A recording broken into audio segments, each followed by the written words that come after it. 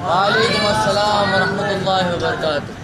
الحمدللہ نستعین اما بعد فاعوذ باللہ من الشیطان الرجیم بسم اللہ الرحمن الرحیم. اللہ کا فضل و کرم ہے اس مجلس میں بیٹھنے کی توفیق عطا فرمائی. ایک مرتبہ درود شریف پڑھیے. اللہم صلی علی سیدنا شفیعنا حبیبنا مولانا محمد وعلی سیدنا محمد. پڑھتا ہوں تو کہتی ہے خالق کی کتاب ہے مثل یہودی ہے سعودی بھی عذاب. اس قوم کے بارے میں خمل کیا لکھوں کعبے کی کمائی سے پیتے ہیں شراب. جس نے دیکھا بدر کا نقشہ قریب سے جس نے دیکھا بدر کا نقشہ قریب سے پایا کہ وہ مٹ گیا اسلام پر قریب سے. اسلام کو فتح کی سند مل گئی تھی جب اسلام کو فتح کی سند مل گئی تھی جب لشکر نے دیکھا 313 کو قریب. سبحان اللہ سبحان اللہ. تو ایک واقعہ بننے جا رہا ہوں. ایک بچہ تھا جو جا کے جنگ کے بیچ میں جا رہا تھا. اس پار ایک ندی تھی. جاتے جاتے سپاہیوں نے روک لیا. اگر تم بیچ میں رہتے تو تم جا کر مر جاتے. کوئی تمہیں چاقو چبا دیتا اس جنگ میں. اس لیے تب اس بچے نے کہا کہ اللہ رب العزت کے اوپر بھروسہ ہے. اگر موت دے سکتا ہے تو دے سکتا ہے, اگر نہ دے تو نہیں دے سکتا ہے, کیونکہ وہی دنیا کا مالک ہے. وہی موت دے سکتا ہے اور وہی پیدا کر سکتا ہے. اس لیے تب وہ بچہ اس جنگ سے گزرا تو اسے کچھ بھی نہ ہوا, اسے تھوڑی بھی چوٹ نہ لگی. اس لیے کہتے ہیں کہ پرانے زمانے میں پہلے کے زمانے میں بچوں کا اور بڑوں کا سب سے زیادہ مضبوط ایمان تھا. مطلب اس ایمان کو کوئی بھی قاتل یا کوئی بھی نہ توڑ سکتا تھا. وہ سب ایمان کو اپنے دل سے زیادہ پسند کرتے تھے. اس لیے کہ آج ہم ہیں اس مجلس میں بیٹھے ہیں, اللہ کے گھر میں ہم بیٹھے ہیں. اس لیے ہمیں ان دنیا اور آخرت میں بھی ہمیں مشغول رہنا ہے. اس لیے ہمیں ایمان سب سے زیادہ کرنا ہے. ایمان کو اتنا مضبوط رکھنا ہے کہ اگر لوہا یا جنگ یا تلوار تک بھی لگے تو ہمارے ایمان کو کچھ نہ ہوئے. سبحان اللہ. ہر ایک چیز تو زنگ لگ جاتی ہے, ویسے ہی دل میں بھی ایک پیدا ہوتا ہے. اگر کسی کو زیادہ کچھ ملے تو ہمارے دل میں کچھ پیدا ہوتا ہے کہ انہیں بہت زیادہ مل رہا ہے. ایسے ہم سب کے دلوں میں پیدا ہوتا ہے. یہ نہیں کہ اگر دل کو جا کے ہمیں صاف کرنا ہے تو ذکر کریے, نماز پڑھیے, ایمان کو مضبوط بنائیے. اگر تلوار لوہا کچھ بھی رہے لیکن ایمان بہت مضبوطی سے رہے. جیسے آپ مضبوط تھے محمد صلی اللہ علیہ وسلم, آپ کا ایمان اتنا مضبوط تھا کہ آپ جنگ میں جاتے تو پورے فرشتے آپ کے پیچھے درود پڑھنے لگ جاتے. 70,000 فرشتے درود پڑھتے آپ کے اوپر. ہر دن مدینے جاؤ تو ایسا دکھتا ہے کہ فرشتے اس گنبد خضرا مطلب ہرا گنبد پر درود بھیج رہے ہو. کیونکہ مدینے کے سلطان, مدینے کو تو کچھ نہ ہو, دنیا تو ٹوٹ پھوٹ جائے گی لیکن مدینے کو کچھ نہ ہوگا. کیونکہ میرے آقا سلطان معظم دنیا کے سلطان ولیوں سے بھی سب سے زیادہ افضل اور نبیوں کے سلطان ادھر آرام کر رہے ہیں. سبحان اللہ. سبحان اللہ. نبیوں کے سلطان ادھر آرام نعرے کر رہے ہیں. تکبیر. اللہ اکبر. نعرے رسالت. یا رسول اللہ. نعرے حیدری. یا علی. نعرے حیدری. یا علی. تو اس لیے کہتے ہیں کہ بڑوں کی بات سننی چاہیے اور دنیا اور آخرت میں بھی ہمیں افضل رہنا ہے.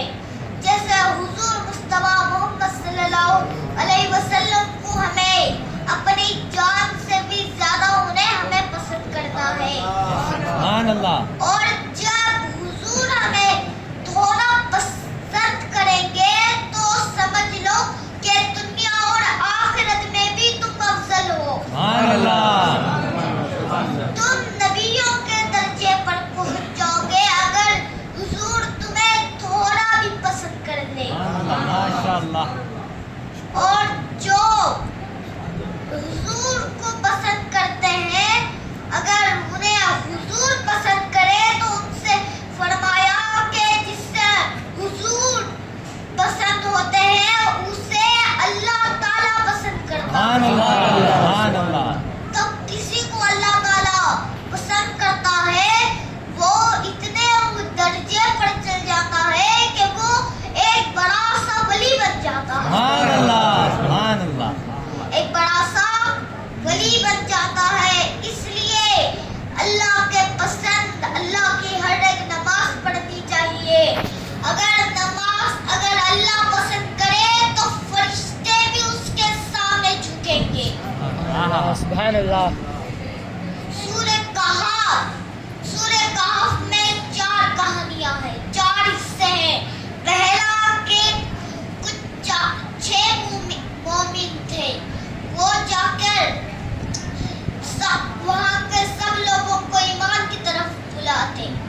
وہ ایک بادشاہ کے دربار میں رہتے تھے اور وہاں وہ بادشاہ کا ماننا تھا کہ جو اسلام قبول کرے گا اسے جلا یا پھانسی دی جائے گی. اس لیے پورے بنا ایمان کے رہے. لیکن 6 لوگ بہت طاقتور ایمان کے ساتھ تھے. ہر دن بڑا بادشاہ سب سے چھوٹے بادشاہ کو بلاتا تھا. وہ آتا اور کہتا کہ اس کی تعریف کی جائے کیونکہ یہ رب العزت کو یہ خدا مانتا ہے, کیونکہ یہ ایک خدا وہی ہے جس نے ہمیں بنایا. جو ہی موت دے سکتا ہے وہی موت لے سکتا ہے, وہی پیدا کر سکتا ہے وہی نہ پیدا کر بھی سکتا ہے. اگر رہے تو روح ایسی رہے کہ ایک چاقو بھی پیٹ میں چوئے لیکن ایمان کے مضبوط رہنے سے اس کا درد تھوڑا بھی نہ لگے. سبحان اللہ. سبحان اللہ. درد تھوڑا بھی نہ لگے. اگر ایسے ہی اتنا مضبوط رہا ایمان کہ شیطان سامنے دیکھتے ہی بھاگ جاتا ہے. سبحان اللہ. اس لیے وہ بادشاہ چھوٹا والا کہتا ہے کہ اس کی تعریف کی جائے, یہ خدا کو مانتا ہے, اس نے یہ موت دی ہے. یہ ایک معمولی انسان ہے. جو سب سے بڑا بادشاہ تخت پہ بیٹھتا ہے اسے وہ بادشاہ انگلی دکھا کے کہتا ہے تم نہیں ہو دنیا کے خدا. اگر دنیا کا خدا رہے تو اسے کبھی بھی موت نہیں آتی, وہ کبھی بھی سوتا نہیں اور وہ کبھی بھی نہ چلتا, اسے نہ چلنے کی ضرورت, اسے نہ کانوں میں سننے کی پردے رہنا چاہیے, نہ اسے بولنے کے لیے زبان رہنا ہے, نہ اسے دیکھنے کے لیے اچھی ہے, نہ اسے چلنے کے لیے پاؤں ہونا ہے. وہ کچھ بھی کر سکتا ہے. وہ میرا رب ہے, عرش پہ میرا بیٹھا رب ہے. سبحان اللہ. عرش پر کوئی نہ پہنچے لیکن عرش پر مصطفیٰ پہنچ گئے. سبحان سبحان اللہ. اللہ. سبحان اللہ. عرش پر مصطفیٰ چل گئے. جب مصطفیٰ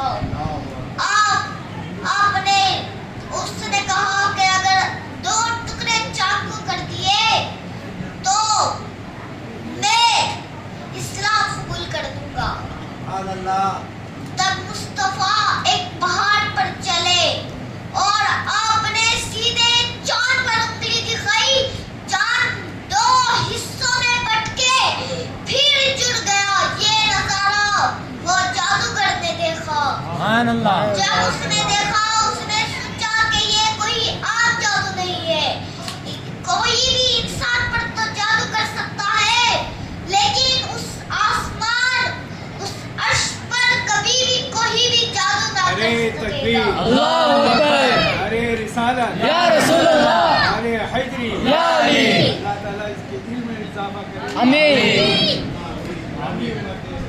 بہترین سے بہترین معلوم بن کے دنیا کی ہدایت کرنے کے لیے آمین۔ آمین اور تو آج بھی افریقہ والوں نے ایک میزائل بھیج کے دیکھا، آج بھی چارج کر کے دیکھا ہے کہ چاند پر ایک بڑی سی لائن ہے پوری گول، مطلب فرمایا کہ وہ لائن وہی ہے جسے مصطفیٰ نے پہاڑ پہ چڑھ کے توڑا سبحان تھا، اللہ سبحان اللہ پہاڑ پہ چڑھ کے توڑا تھا، وہ لائن آج بھی ادھر موجود ہے، آج بھی چاند پر موجود ہے۔ السلام علیکم ورحمۃ اللہ۔ اللہ اکبر یا رسول اللہ زندہ باد یا علی